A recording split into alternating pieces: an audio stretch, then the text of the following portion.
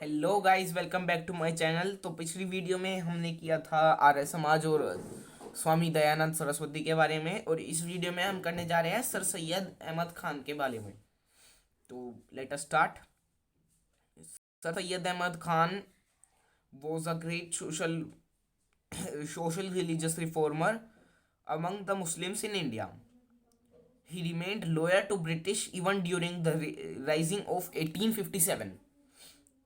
और आप ये Muslim kept themselves away from English education, so he tried to, मतलब इन्होंने इन्फ्लुएंस मुस्लिम्स टू, मतलब अपनाने के लिए उन्हें कहा कि जो वेस्टर्न एजुकेशन है उसे अब थोड़ा अपना के देखो, उसे यूज़ करो, इट्स क्विट गुड। और इन्होंने जो ये थे, he persuaded Muslim to accept social, religious, and educational reforms, or he advocated the English during the for the regeneration of Muslims, यानी कि मुस्लिम के रीजेनरेशन के लिए, उनके दोबारा से वापस आने के लिए, उनको बढ़ावा देने के लिए इन्होंने, सर सैयद ने क्या किया, इंग्लिश एजुकेशन को एडवोकेट किया for the regeneration of Muslims, जिससे जो मुस्लिम है वो दोबारा से, मतलब पावर में आ सकें।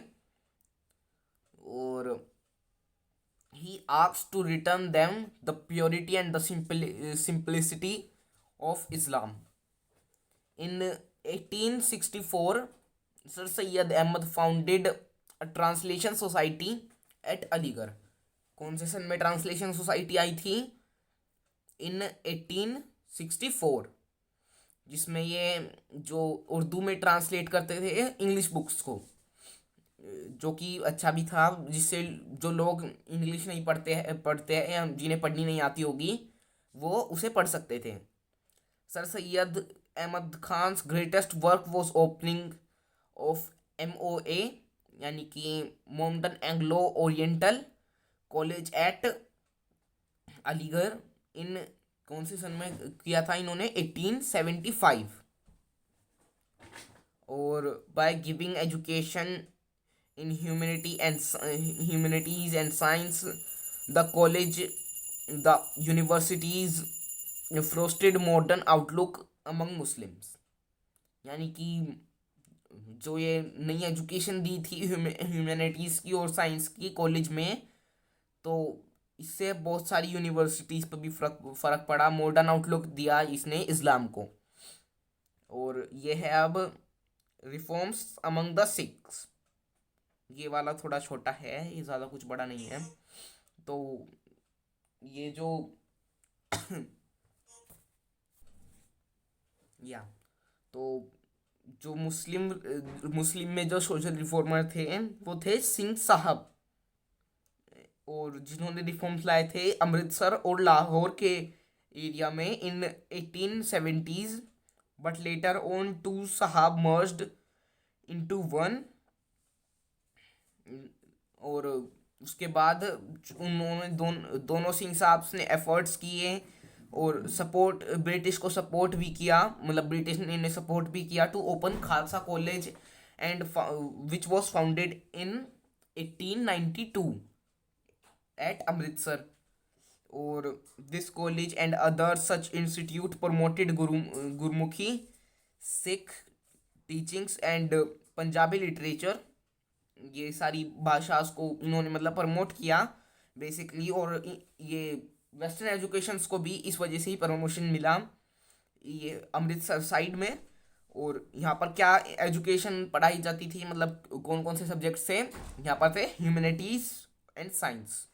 आजकल फालतू में ये बायो और ये कॉमर्स हो रहा है, वरना पहले के तो दो ही सब्जेक्ट थे। वैसे फालतू को तो नहीं है, इम्पोर्टेंट ही है ये। या अब अगर अगला है हमारा वीर सलिंगम। तो वीर सलिंगम इज ऑल्सो नोन एज बड़ा अजीब सा नाम है यार, कांडुकुरी we सलिंगम, and he was a social reformer of Andhra Pradesh. He was born in an orthodox family of Andhra Pradesh, यानी कि पुराने ज़माने को सुपरस्टिशियस को मानने वाली एक फैमिली थी। इसे इन्होंने प्रमोट किया और he widely considered as the first man brought about the resistance in Telugu people and Telugu literature.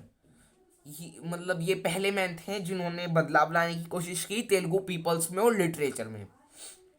He influence the idea of ब्रह्मो समाज, इन्होंने ही वॉज इन्फ्लुएंस्ड, मतलब ये भी जो ब्रह्मो समाज जो हमारे, इन्होंने याद नहीं आ रहा यार, हाँ, आरजी भंडारकर और महादेव गोविंद रानाडे जी ने शुरू किए थे, उनसे इन्फ्लुएंस्ड होकर उनके आइडियाज़ को पर्टिकुलरली नहीं, आरजी भंडारकर और महादेव गोविंद रानाडे ने तो प्रार्थना समाज शुरू किया था।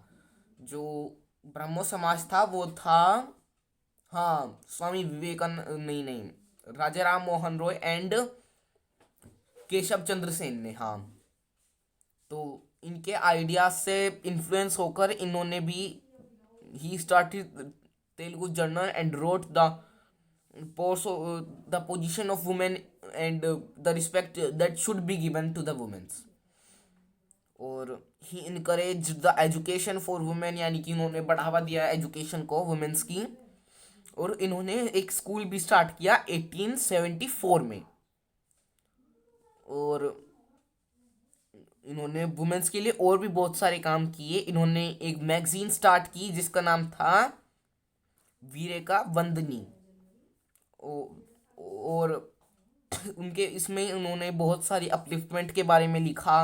वुमेन्स को क्या क्या अपलिफ्टमेंट मिलने चाहिए, उन्हें क्या क्या रिस्पेक्ट मिलनी चाहिए, उन्हें कितना उन्हें मतलब रिस्पेक्ट की ज़रूरत है, सोशली भी और इकोनॉमिकली भी उन्हें डिपेंड होना चाहिए, वो डिपेंड नहीं होना चाहिए, सॉरी। और क्रिटिसाइज़ किया सुपरस्टिशियस को, यानी कि मतलब उनके खिलाफ बोला, ओपोजिशन में थे, मतलब ये इनके इसकी करप्शन को, सुपरस्टिशन को, और जो बाकी के अजीबोगरीब पहले के ये थे का सिस्टम उसको। और he organize the first widow remarriage in Andhra Pradesh, जो फर्स्ट विडो की रीमैरिज हुई थी आंध्र प्रदेश में वो इन्होंने ही ऑर्गेनाइज की थी। He organize the Rajahmundry social reform association in 1878, ये भी इन्होंने शुरू की थी। और ही अबोलिश्ड द ये child marriage, he fought against the child marriage. और and he was also several criticism, मतलब बहुत जो भी सोशल इवल्स थे उनके खिलाफ फाइट की और इनको बिल्कुल अबेंडेंट घोषित करवा दिया। तो आज के लिए इतना ही है, वीडियो वैसे भी बहुत लंबी हो चुकी है, तो अगली वीडियो में हम आगे का करेंगे। तो अगर जो कोई भी डाउट है तो कमेंट सेक्शन में पूछिए और वीडियो को लाइक कीजिए, कमेंट कीजिए।